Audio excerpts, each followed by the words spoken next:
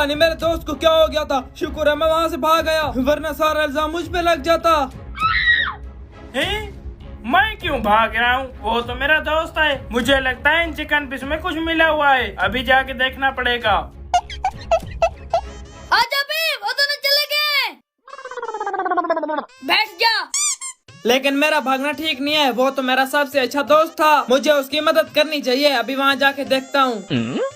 किधर गए दोस्त तेरे, कहीं वापस ना आ जाएं। अब वो 7 जन्म तक भी